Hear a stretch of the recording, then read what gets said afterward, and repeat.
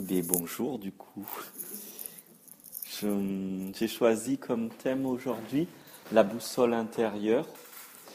Pour moi, on est tous, tout être humain, né avec une boussole, avec deux éléments importants pour le bonheur en fait. Et le bonheur, c'est vraiment ce qui va faire que on va développer une santé, une bonne santé, des conditions de vie harmonieuses. Je dirais pas génial parce que des fois on se fait des images un peu surfait et on peut après être déçu. Je connais des personnes qui disent tout le temps qu'elles sont malheureuses et des personnes proches de ma famille ou quoi. Et quand je vois les conditions de vie qu'elles ont, je ne vois pas en quoi elles pourraient être objectivement malheureuses, mais le problème c'est le décalage entre l'idée qu'elles se font des choses et les choses telles qu'elles sont. Et pour ça, il y a pour moi la vie dès la naissance nous offre deux choses très importantes. C'est d'abord la seule et unique temporalité qui est l'instant présent. Et tout le reste, c'est de la mémoire ou c'est de l'imagination. Je ne dis pas qu'elle n'est pas réelle, qu'il faut prendre son agenda et quand on se donne des rendez-vous et respecter, mais ce sont des projections et c'est de l'imagination. Et quand on est on se bâtit notre vie à partir des expériences et de la mémoire qu'on enregistre. Mais le seul moment qu'on vit, c'est celui-là. Il n'y en a pas d'autre. Et il n'y en aura jamais d'autre. Du coup, le bon moment pour être heureux, il n'y a que maintenant. Jamais on sera mieux qu'avant. Alors, on peut se dire si depuis que j'ai fait telle et telle chose, je suis mieux qu'avant. Mais parce que à partir de ce moment-là, on a choisi de mettre en mouvement quelque chose dans le moment, dans l'instant. Et cet instant change. Et cet instant, plus il grandit en joie, en respect de soi, en écoute de soi, et plus l'environnement se met à s'adapter à nous. C'est-à-dire qu'il y a une vision complètement erronée du fonctionnement du monde. C'est pas que le monde, on doit s'adapter au monde comme on nous enseigne quand on est petit. Il faut apprendre ceci et cela pour s'adapter au monde. Mais en fait, c'est tout le temps le monde qui s'adapte à nous. Et si on regarde dans notre vie, eh bien, c'est arrivé plusieurs fois, en bon gré et mal gré. C'est-à-dire que dans le bon gré, c'est-à-dire dans les bons moments, on a la bonne surprise que finalement, on avait peur que, et puis ça coïncide.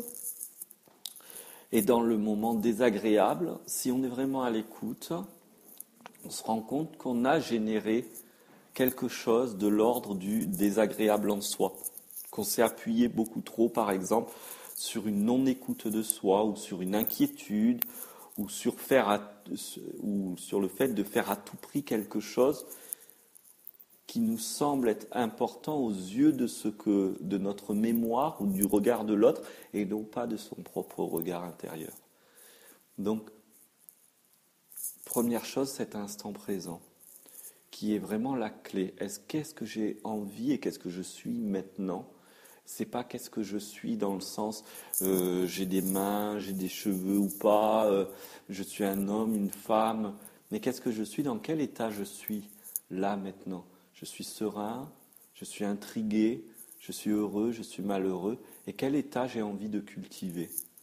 Et cet état, il peut se développer indépendamment de la forme extérieure.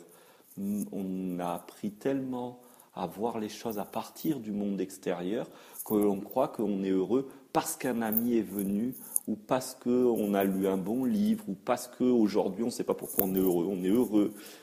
Mais ces états-là, en fait, ce monde extérieur ne vient stimuler un univers intérieur préexistant, qui existe avant même de ce retour du monde extérieur. On ne voit le monde extérieur qu'à partir du moment où la luminosité, c'est qu'un jeu de lumière et de rebondissements de photons qui entrent dans nos rétines. C'est-à-dire qu'en fait, l'ensemble du monde extérieur, tel qu'il est perçu, il est perçu par un retour à l'intérieur de nous-mêmes. Et le monde entier est en train de nous dire tout le temps, tu es là, tu es là, tu es là, et rien d'autre. Parce qu'on ne peut voir le monde qu'à partir du retour de lumière à l'intérieur de notre rétine. On ne peut percevoir le monde sensitivement par rapport à l'absorption du ressenti qu'il y a à travers le pore de notre peau. On ne peut goûter les choses qu'à partir de l'absorption de ces aliments ou de cette eau. En fait, on ne connaît le monde qu'à partir de l'absorption, du retour du monde extérieur vers soi. Donc, cet instant présent, quand on est là, c'est qu'est-ce qui va nous rendre heureux. Et là, la conférence d'aujourd'hui, c'est tout particulièrement sur la boussole intérieure. C'est-à-dire que le deuxième élément, à partir de là, à partir du moment où on regarde dans le présent, on a une boussole qui nous donne 3 points, 3 directions. Soit une direction qui nous fait waouh, à différents degrés. Ça peut être quelque chose qui est juste agréable ou ressenti comme OK pour nous, jusqu'à la variante du waouh, c'est génial, extraordinaire. Il y a une direction qui est la direction moi, que j'appelle la direction Burke.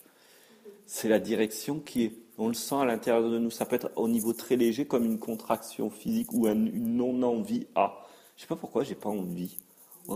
Et alors, au lieu de plutôt juste ne pas écouter cette non-envie, on va se dire, oh ben c'est pas normal que j'ai pas envie. Et on va quand même, par exemple, on est invité chez un ami, on n'a plus envie. On se dit, je vais pas décommander, ça n'a pas de raison. On va y aller, on va passer 2 heures, 3 heures à s'ennuyer. On ne sait pas pourquoi, parce que par exemple, l'autre était pas disponible non plus et on va être dans un faux semblant de relation et après on va rentrer chez nous et on va se donner des raisons extérieures encore. Oh, il était mal. En fait, c'était où on va essayer d'expliquer peut-être qu'on n'est plus amis ou ça passe plus entre nous. Non, c'est juste qu'on ne s'est pas écouté sur l'instant et qu'il y avait autre chose qui était proposée pour nous et souvent pour l'autre simultanément. Quand c'est en relation à l'autre, ça se fait très souvent dans les deux sens. Et la troisième direction, c'est ni Burke, ni wow. Je sens rien. Ou alors, variante, je sens un Burke et un wow en même temps. Alors là, qu'est-ce que je fais? Dans le Burke, c'est simple. La meilleure réponse, c'est j'ai envie d'aller à tel endroit et ça fait Burke, je n'y vais pas. Ça peut être du simple je gagne du temps à ne pas y aller. Je peux me sauver d'un danger de ne pas m'être écouté. Comme ces gens qui disent qu'ils devaient prendre un avion ou quelque chose et puis au dernier moment ils sont tombés malades ou ils n'ont plus voulu. Et qui après, finalement, l'avion ou le transport a eu un grave accident et les personnes se disent heureusement que j'ai écouté, que je ne me suis pas forcé. Quand on est au travail, ça c'est le plus souvent. Le jour où ça fait Burke et le jour où on écoute ce Burke, souvent il s'est passé des mois, si je ne dis pas des années, voire parfois une dizaine d'années. Mais quand il s'est passé une dizaine d'années, qu'est-ce qui s'est passé? Bien sûr qu'on a pu continuer à y aller. Mais entre-temps, on a enchaîné au début des petites grippes ou des angines ou des maux de tête. Puis après, on part le fameux burn-out qui arrive de plus en plus à de plus en plus de monde.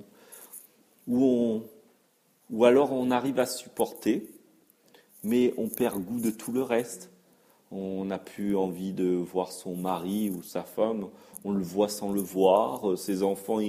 Nos enfants rient, mais ça nous agace presque parce que ça fait trop de bruit, leur rire. Nos amis, on n'arrive plus à les écouter.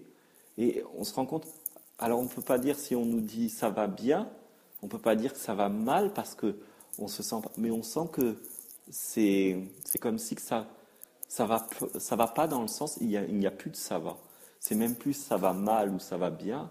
C'est que de ne pas avoir écouté ce beurre, il y a tout qui s'est éteint en nous. On n'est plus dans la vie. On est comme un zombie qui survit dans cette existence dont nous sommes le seul maître. Il n'y a que nous qui le faisons exister tel qu'il est. Il n'y a que nous qui donnons le pouvoir aux choses telles que nous donnons ce pouvoir.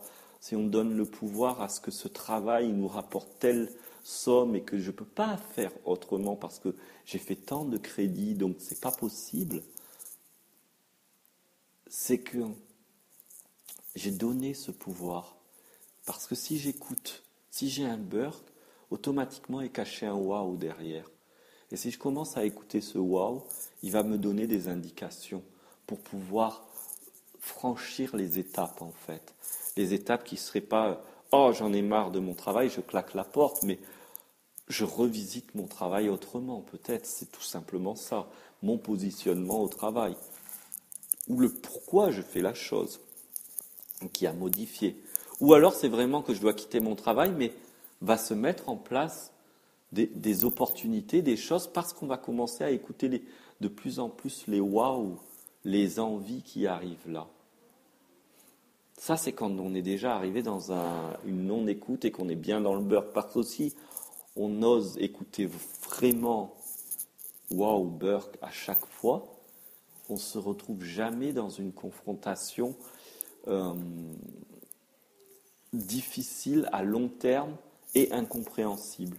Difficile, oui, on peut tomber malade, on peut avoir une situation compliquée, inconfortable, mais on sentira que c'est plutôt un CDD qu'un CDI. On sentira qu'il va y avoir une fin à ça, et on sentira aussi la raison qui nous amène là. Qu'est-ce que ça nous apporte? Des fois, on rencontre des difficultés, on se dit, mais pourquoi j'ai quand même envie d'aller là-bas alors que je sais qu'il y a difficulté? Mais si j'y vais à partir de l'indication qui me dit oui, j'ai envie d'y aller quand même, tout en tenant compte qu'il y a quand même un petit bout de beurre là-dedans, donc il y a une part de moi qui reste vigilant, eh bien, je vais vivre l'expérience complètement différemment. Parfois, c'est un grand wow ou un grand burk, et parfois, c'est celui du milieu, c'est du mitigé. Le mitigé, c'est je vais y aller, mais je vais garder de la vigilance. Ou je ne vais pas y aller, mais je ne ferme pas complètement la porte. Je laisse du temps. Et l'idéal dans celui du milieu, c'est je vais prendre le temps avant de répondre. Je vais oser ne pas y aller de suite. Je vais oser, même si c'est un rendez-vous urgent ou important, me dire je vais laisser un jour ou 2 jours ou 1 heure ou un temps de plus. Ça peut parfois être un coup de téléphone. J'ai un coup de téléphone, on me pose une question et on est cloué, on ne sait pas quoi répondre. Il n'y a ni burk, ni wow, il y a je ne sais pas. Bon, on peut s'autoriser à dire je vais raccrocher, je vous rappelle dans 5 minutes. On raccroche, on s'assied, on respire. Ça me dit quoi cette question? Et qu'est-ce que je vais répondre? Et qu'est-ce que j'ai envie? En fait, quelle envie je veux offrir comme réponse? Et là, je peux rappeler. Et là, curieusement, ce qui va être entendu va être cohérent avec nous-mêmes et va continuer à nous aider à aller dans l'élan de notre envie. Il n'y a qu'une seule chose, c'est nos envies qui nous portent, ce qui nous met en vie. Et la seule manière de les écouter, ce sont ces 3 éléments. Et ces 3 éléments, ils existent dans de multiples domaines. J'ai pu l'expérimenter dans ma vie, mais aussi voir que dans le domaine spirituel, on parle de ces 3 éléments.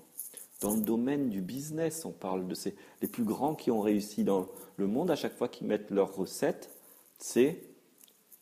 j'ai toujours écouté quand ça m'enthousiasmait. Et j'ai fermé la porte quand je ne le sentais pas. Il y a même un homme qui, en 1930, a pondu une théorie que maintenant tout le monde utilise avec les principes de loi d'attraction, etc. Il disait, la vie nous a donné 2 enveloppes dans la main. L'enveloppe de ce qui est agréable et l'enveloppe de ce qui est désagréable. Si vous entrez dans le désagréable, votre vie sera continuellement désagréable. Si vous répondez vous allez dans le sens du sentiment désagréable, si vous ne stoppez pas dès qu'il y a le sentiment désagréable, tout va devenir désagréable. Et avec le temps, de plus en plus. Mais si vous ouvrez la porte, l'enveloppe de l'agréable, c'est-à-dire écouter ce sentiment agréable, eh bien, le monde va s'organiser au fur et à mesure pour que cet agréable soit enrichi. En communication, je ne sais pas si vous avez entendu parler de Rosenberg et la communication non violente. C'est quelqu'un qui a, je ne sais plus en quelle année, je sais qu'il est mort là le 7 février, mais je ne sais plus quand il est, oui, de cette année, mais je ne sais plus quand il est né. Et c'est quelqu'un qui est donc un juif qui a été exilé aux États-Unis dans les années 40 quand il était jeune, et qui s'est posé la question de mais pourquoi il y a autant de violence dans le monde?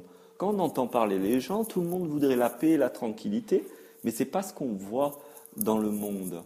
Et donc il a d'abord fait des études de psychologie où j'aime bien comme il le dit, avant j'étais violent sans technique, après il a un doctorat de psychologie, j'étais violent avec technique. Il disait, c'est-à-dire en gros, quand quelqu'un me faisait une queue de poisson, avant je lui faisais un doigt d'honneur en disant fuck, et après quand j'étais psychologue, je lui disais psychopathe. Et je trouvais ça très rigolo. Donc il a continué à observer, et il s'est mis à observer, il a enquêté tous les gens qu'on dit, mais lui, eh bien, quand on est avec lui, on est bien, ou on se sent écouté, on se sent mieux. Et il a voulu voir, observer s'il y avait quelque chose de systématique. Il a aussi, du coup, été très proche de Gandhi à l'époque. Et ce qu'il a vu de systématique, c'était que c'était toujours des gens qui étaient à l'écoute de leurs sentiments, d'eux-mêmes en fait. Chose que très tôt dans l'éducation traditionnelle, on nous dit pas, mais on nous apprend à ne pas nous écouter. Ah, tais-toi, tu ne peux pas comprendre, tu es trop jeune. Mais arrête de crier, tu agaces. Mais toutes ces petites choses qui fait que on nous apprend, on nous dit ça et pas autre chose.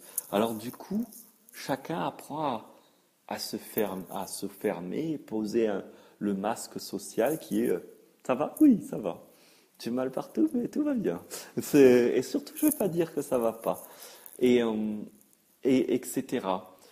Ou quand ça va, c'est qu'on a envie de faire waouh, ça va et tout. On fait oui, oui, je suis tout à fait en joie. J'exagère un petit peu, mais c'est exactement ça. On nous laisse pas, on nous apprend pas à laisser nos sentiments s'exprimer jusqu'au bout. Et ces sentiments sont toujours porteurs d'un message. C'est notre besoin fondamental du moment. Pas un besoin fondamental, celui qui existe de la naissance jusqu'à la fin. Ça n'existe pas. La vie est toujours en mouvement. La vie est toujours créative, spontanée. On ne sait pas trop ce qui s'y passe. On s'attend à un truc, il se passe autre chose. Et plus on ose être dans la vie, et plus on s'aperçoit que rien ne se déroule de façon linéaire, en fait. Donc, la seule référence, le seul point de mire, c'est cet instant présent et cette boussole. Et Rosenberg a remarqué que quand il y a un sentiment agréable, ça veut dire que notre besoin a été répondu. Quand il y a un sentiment désagréable, c'est que notre besoin personnel n'a pas été répondu. Donc avant d'aller rentrer en résonance avec l'autre, c'est d'abord se dire, tiens, qu'est-ce que ce que l'autre dit ou témoigne déclenche quelque chose de désagréable, quel besoin n'a pas été répondu en nous. Et ce besoin, dans l'instant T, on le sait immédiatement parce que le sentiment naît de ce besoin. Il vient tout juste de sortir de ce besoin-là. Donc, si on le sait, on essaye de le réfléchir, l'intellectualiser, on se dit « Ouh, c'est compliqué cette histoire ».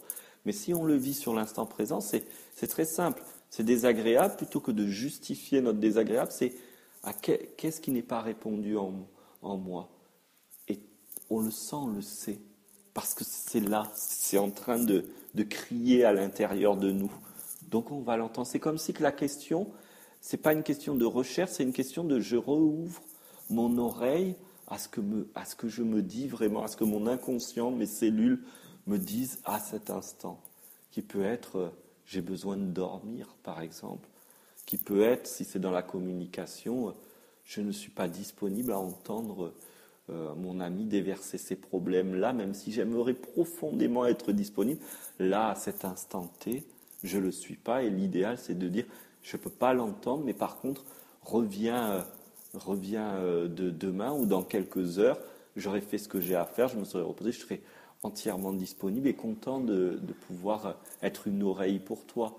Mais c'est d'être vraiment à l'écoute de ça. Et c'est ce qui met le monde en justesse. Parce que si moi je suis juste avec moi, par résonance, ça va inviter l'autre à être juste avec lui-même. Si mon ami qui est en train de déverser ses problèmes, je suis en train de lui dire très honnêtement, j'ai vraiment profondément envie d'être une oreille pour toi, mais je ne suis pas du tout disponible à ça. Je ne peux pas, reviens plus tard, ou je ne peux pas, je ne suis pas qualifié pour ça, n'attend pas ça de moi. Il pourra le trouver à un autre, il pourra même se réfléchir autrement, il pourra se dire, tiens, il pourra s'offrir d'autres occasions que simplement poser le sac et partir en fait, pour prendre cet exemple. Ou pour l'histoire de, ou pour un patron qui dit oui, tu dois rendre ça en temps et en heure, alors qu'on n'a pas le temps, on sait foncièrement que c'est pas possible, ça va nous mettre en stress de sentir, de dire mais moi je peux aller jusque là, mais au-delà de ça, c'est pas possible, c'est humainement pas possible. D'oser le dire dès qu'on le sent. C'est sûr que si on le dit pas, ça boue, et il se met à y avoir d'autres choses qui naissent, qui vont être la colère qui est une émotion très intéressante, c'est une émotion qui est en train de dire je suis transgressé, je ne suis pas respecté. Et 99% du temps, je laisse 1% manière de dire, il n'y a que nous qui nous transgressons et qui ne nous respectons pas. L'autre, il ne nous respecte pas simplement par résonance, parce que si on est en respect avec soi-même, personne n'arrive à ne pas nous respecter. C'est comme si que ça... C'est comme on dit, mais cette personne, j'arriverai pas à ne pas la respecter, elle dégage ça. Mais en fait, elle dégage un respect d'elle-même, en fait. Ou admettons que la personne ne soit pas sensible et ne respecte pas, notre propre respect intérieur fera que on saura mettre la distance qui nous convient à nous et qui fera que l'autre sera renvoyé à sa propre non-respect. On n'est que en jeu de miroir, pas que dans les relations, dans le monde, dans ma façon de voir la chaise, qu'elle est violette, mauve ou rose, ou ça dépendra de qui voit ça comment. On est toujours en jeu de miroir. Et ce que ce miroir nous renvoie, notre boussole nous dit Burke ou je sais pas. Et oser le je sais pas. Ce je sais pas, ce je sais pas, c'est oser le silence. Ce je sais pas, c'est oser entrer dans ce que nous sommes vraiment en fait. On ne sait pas. On n'a jamais su quoi que ce soit. On a appris des trucs à l'école, mais ces trucs-là, face aux réelles problématiques de notre vie, est-ce qu'on a eu l'impression d'arriver dans ces problématiques avec le lexique en main? Non, personne d'entre nous. Ou dans des grands moments de joie, de bonheur, comment ça s'est généré? Est-ce qu'on peut dire, ah oui, ça s'est généré à cause ça, on ne sait pas. Notre réel état, c'est une ignorance totale de tous les flux. Est-ce qu'on est au courant de de la circulation de notre lymphe dans notre corps, de notre sang dans notre corps, de différentes radiations qu'il y a dans l'air, de toutes ces choses? Non. On ne sait pas en fait. On vit tout le temps avec l'ignorance complète de ce qui se passe devant nous. On peut s'imaginer ce qui se passe devant nous. On peut spéculer, mais on ne sait pas. C'est différent. C'est différent de... On peut se dire, mais bien sûr, je vais prendre le volant et après, je vais faire ci, faire ça. Mais peut-être que Pas du tout, on va rencontrer un ami ou avoir un accident ou je ne sais quoi. Euh, on ne sait pas, on ne sait jamais en fait. Mais quand on ose ce je ne sais pas, alors on commence à être ici et maintenant. Et d'être ici et maintenant, on va s'apercevoir qu'on est très souvent dans un waouh. Et que le moment, que ce qui fait qu'on a tant besoin de savoir le burk et le waouh, c'est tant qu'on est encore en train de projeter, de se dire comment ma vie va être pour que je continue à être bien.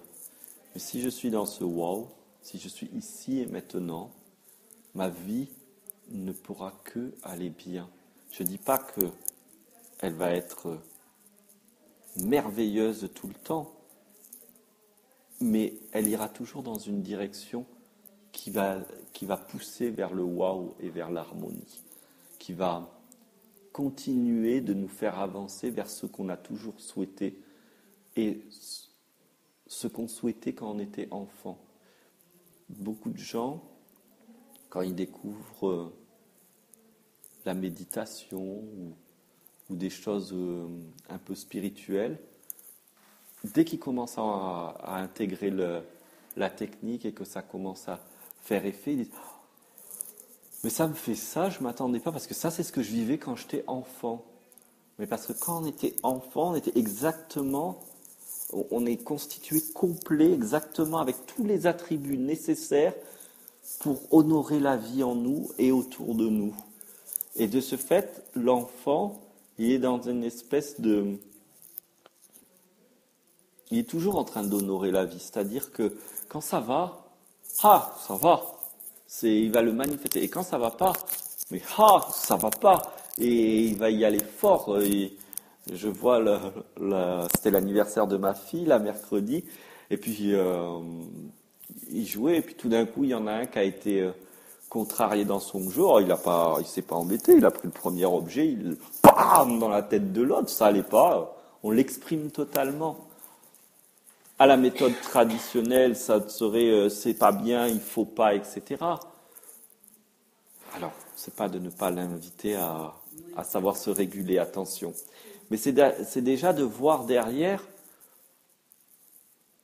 il y a eu de signifier qu'on est conscient qu'il y a eu transgression et de pouvoir inviter à une autre communication. Je parle de l'enfant, là c'est à l'extérieur, mais c'est nous aussi. Du coup, nous, on a peur, on se dit, je vais pas, ah oui, bon, ben là, ça fait plusieurs temps qu'avec telle personne, ça me fait beurre, je vais pas arriver et lui déballer tout mon sac, lui dire tout, elle va pas comprendre. Non, mais je peux écouter, me dire, tiens, ça va pas avec cette personne, qu'est-ce que j'ai envie de lui dire? Et à l'intérieur de nous, va commencer à se checker toutes les formules de comment j'ai envie, d'abord, qu'est-ce que j'ai envie et comment j'ai envie de le dire. Et ça va commencer à se mettre en place. Et si on ose écouter cette envie, c'est-à-dire ce waouh intérieur ou ce plus léger intérieur, c'est cette envie, elle va se constituer. Et si on ne se précipite pas trop dans l'action, qu'on reste bien sur l'être, sur cet état, on va même être surpris que, par exemple, c'est l'autre qui va nous poser la question. J'ai l'impression qu'il y a quelque chose qui va pas. Je me trompe ou pas? Tiens, l'occasion est ouverte de parler. Ou carrément, l'autre change et dit ah mais tout d'un coup, j'ai réalisé que peut-être je t'avais dérangé là-dessus. Et je sais pas, tout d'un coup, je l'ai senti. Parce qu'on n'est pas désunis les uns des autres. Et que quand on commence à écouter son waouh, et qu'on commence à être en respect avec soi, ça, c'est comme le fameux là des diapasons, ça va faire vibrer la même chose chez l'autre. Il va avoir envie de respect. Dès qu'on sent qu'il n'y a pas de respect, qu'est-ce que j'ai envie? Ça me fait waouh ou ça me fait burk? Ça me fait burk, je vais aller chercher le waouh. Il vient pas, je patiente. Je prends du recul. Avec cette confiance que si je cherche, si je m'attends au waouh, il va pouvoir émerger. Si je l'écoute, si je le laisse, si je permets qu'il soit là, il va pouvoir émerger.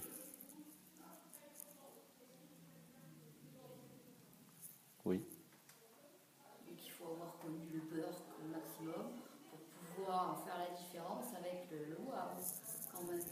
Pas nécessairement, non. Le gros beurre pour se dire oui, mais bon, c'est bon, je m'interroge, je m'ouvre à moi-même, pas forcément avec quelqu'un d'autre, hein, mais c'est par rapport au beurre. On passe par l'étape du peut-être, hein, et après on arrive au waouh, mais sans le beurre, on ne peut pas faire la différence avec le waouh. Je vais dire quelque chose. Mais si quelqu'un arrive, si je prends ta main comme ça, est-ce qu'il est nécessaire que je tape sur la main pour sentir que cette façon de tenir est plutôt douce que agressive? Non, mais là on est dans un contexte où on échange. Mais dans la vie courante, quand on ne s'interroge pas forcément, il m'arrive de me lever le matin avec un état de beurre. Oui. Bon, c'est vrai que j'arrive maintenant un peu mieux à basculer, parce que je me parle à moi-même, parce que je m'interroge, et j'arrive pas carrément dans le wow, mais ça va, j'arrive à gérer, parce que je ne m'explique pas forcément le beurre. Alors, et c'est pas dans le cadre d'un échange. oui. L'échange existe quand même, nous avec nous. Il y a des mots-clés qui ont été dits. C'est déjà, peut-être que pendant une période de notre vie, on ose un peu discuter avec nous-mêmes, mais entre guillemets, parce on s'est souvent entendu dire, quand on parlait enfant à voix haute, au début, les parents rient, et puis au bout d'un moment, on dit, mais tais-toi, tu vas avoir l'air d'un fou. Alors du coup, on n'ose même pas se parler dans sa tête. Alors qu'on est toujours en échange dans sa tête. Et parler dans sa tête, ça veut dire aussi écouter dans sa tête. Parce qu'au bout d'un moment, quand on s'est tout dit, on a envie de s'écouter. Donc on a commencé à ne pas s'écouter aussi. Et alors on a accumulé des burks. On en a accumulé. Donc là, l'idée, c'est de commencer déjà, j'ai envie de quoi? Ce matin, je me lève, j'ai envie de quoi? Pas dans la journée, là, maintenant. Par exemple, ce matin même, je me suis levé et je me suis dit, j'ai envie de quoi? J'avais envie de me redresser, m'appuyer contre le coussin et respirer un peu avant de me lever. C'est bête, c'est simple, c'est là maintenant. Mais ça a fait changer ma journée vu que, comme mon enfant en ce moment est fiévreuse, elle se réveille 3-4 fois dans la nuit et le matin, je me lève, j'ai plus envie de rester au lit qu'autre chose, mais il y a un waouh plus fort qui me donne envie de me lever. Et j'écoute ces petites choses intermédiaires. Puisque je ne peux pas dormir, quel waouh je m'offre? Quelques secondes de respiration profonde. Pas quelques heures, pas quelques minutes, parce que je n'ai même pas ce temps. Quelques secondes, 2-3 respirations profondes. Et hop, je suis sur un état plus léger. Et maintenant, quel waouh! Est-ce que c'est d'aller prendre mon café comme d'habitude ou ce matin, c'était pas de prendre mon café, c'était de prendre une bonne douche qui a fini de me mettre vraiment bien. Et la douche a duré comme d'habitude, si ce n'est que j'ai vraiment pris le temps de sentir ces gouttes parce que j'avais envie de sentir mon corps, me sentir dans le corps pour me sentir réveillé. Et après, finalement, je devais prendre le train, je croyais que j'allais me rendormir, pas du tout, j'étais bien. Parce que ça a suffi d'écouter 2 petits waouh, ont suffi pour vriller, alors que j'aurais pu me lever en faisant j'ai mal dormi encore, et ne pas me dire quel waouh j'ai envie ce matin. Qu'est-ce que j'ai envie ce matin? Bien sûr, avant cette question, ça fait un bon moment que je me suis dit, chaque matin, je me lève et je n'ai qu'un but, c'est être heureux. Ce qui ne veut pas dire que je suis tout le temps content et heureux 24 heures sur 24, mais je me suis posé cet objectif de base.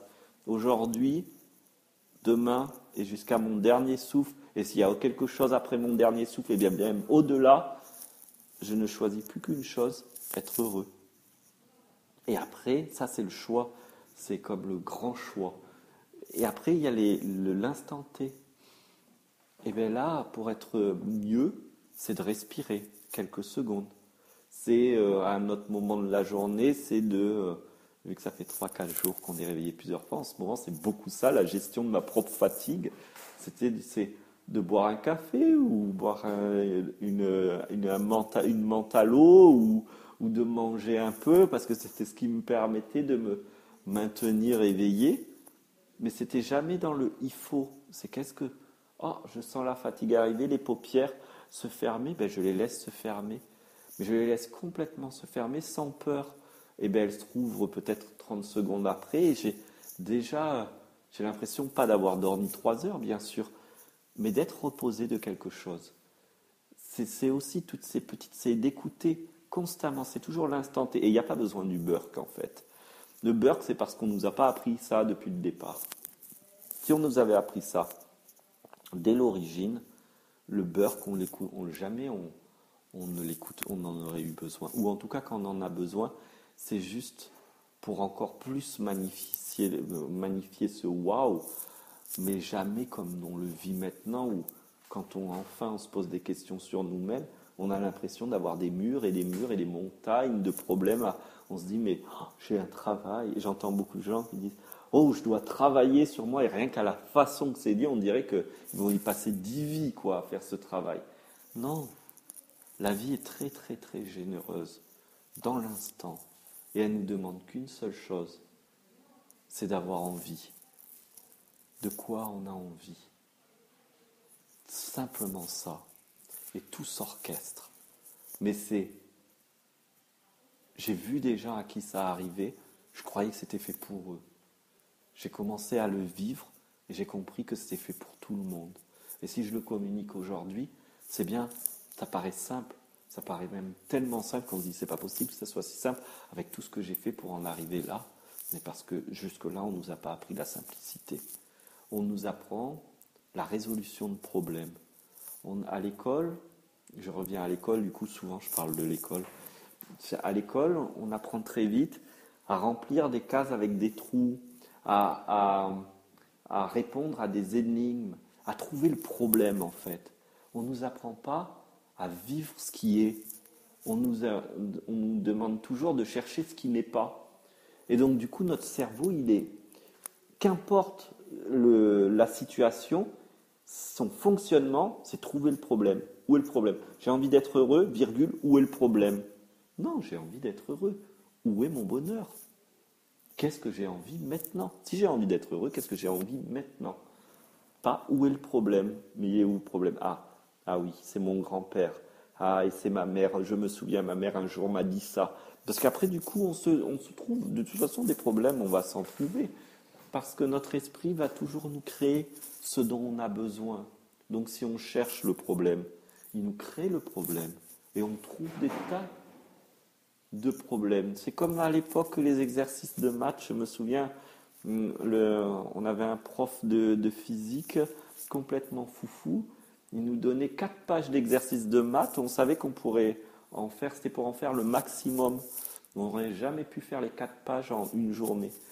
Et il nous disait, allez, de plus en plus vite, de plus en plus vite. Et notre esprit était forgé à trouver l'erreur, trouver le Charlie. Aussi, il y avait les jeux aussi, trouver le Charlie, trouver l'erreur. On nous apprend toujours à trouver l'erreur. On ne nous apprend pas... Il y a des travaux. On ne nous apprend pas à apprécier le bonheur de maintenant. Ou alors c'est que en vacances. C'est autorisé exceptionnellement en vacances. Ou le week-end, quand on a le temps. Après tout le reste. C'est toujours le bonheur, comme si que le bonheur, c'était quelque chose après. C'est secondaire, le bonheur, en fait. On y a droit en vacances, oui. Vous dites toujours qu'il faut le chercher, quoi.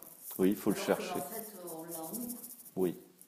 Mais on est toujours en train de le chercher. Oui. Il faut le trouver en soi. C'est ça. C'est ça. C'est même pas le trouver. Il est. C'est l'écouter, le vivre. L'écouter. Et là, l'écouter dans le sens écouter son envie, oser. Oser d'aller dans son envie, ça suffit pas de l'écouter. Il faut le vivre. Et parfois, il faut le oser.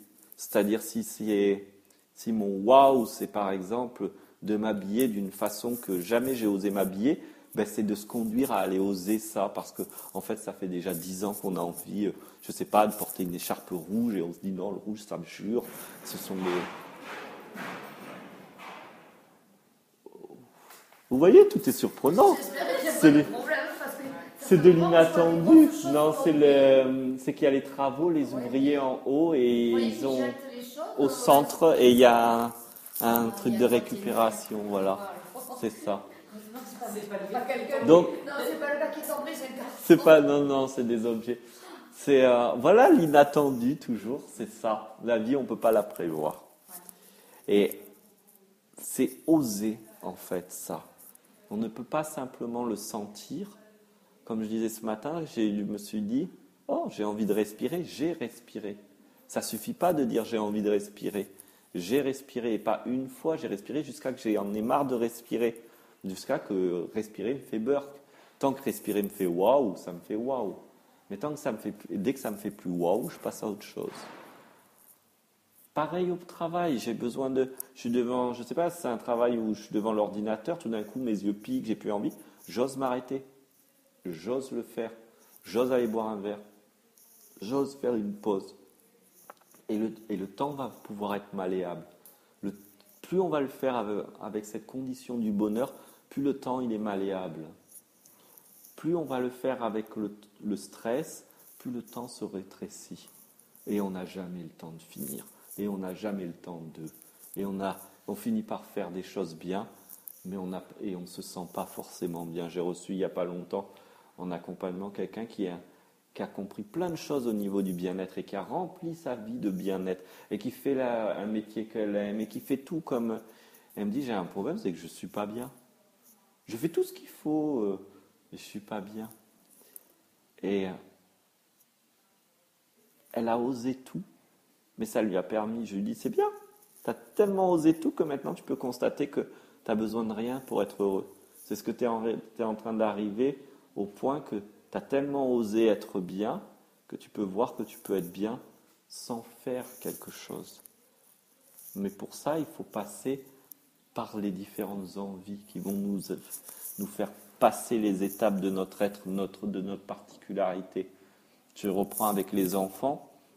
Il y a des enfants, ceux qui vont les faire rêver dans les apprentissages, c'est la lecture. D'autres, ça va être peut-être les mathématiques. D'autres, ça va être de l'observation des insectes. Ils n'ont rien à faire des mathématiques et de la lecture.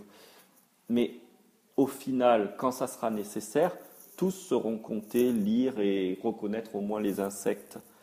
Mais le chemin par lequel ils seront passés est unique. Et le chemin par lequel nous, on a passé pour notre propre bonheur est unique. Et notre culture, notre société nous apprend à être normé, c'est-à-dire à ne pas être unique. Et c'est pour ça qu'on se lève le matin, on a l'impression qu'il y a plein de beurre et on essaye quelques envies. Mais c'est de vraiment les oser, ces envies. C'est de oser aussi, ben oui, je vais peut-être avoir l'air drôle aux yeux des autres. Ça, c'est bêtement conditionné. Et oui, On n'ose pas. parce que tout le monde dit j'aimerais être unique. Bon, mais quand même, pas trop unique, parce que j'aimerais bien pas passer pour un fou. Et pourquoi pas et si nous, on n'a pas envie de passer pour un fou, et que notre façon d'être unique, c'est ça va s'exprimer comme ça. Parce que ce qui s'exprime en nous n'est que pour nous, que pour notre propre joie. Donc ça tient compte de tout ce qui va nous rendre heureux. C'est pas d'aller, s'il y en a que c'est d'aller faire du naturisme sur une plage et qu'un autre, rien que l'idée de faire ça, met dans tous les états, et bien celui qui est heureux par je suis nu à la plage, tant mieux pour lui. Mais si un autre c'est autre chose, c'est qu'importe la forme, c'est ça que je veux dire. On écoute son wow, le wow qui arrive, on l'ose.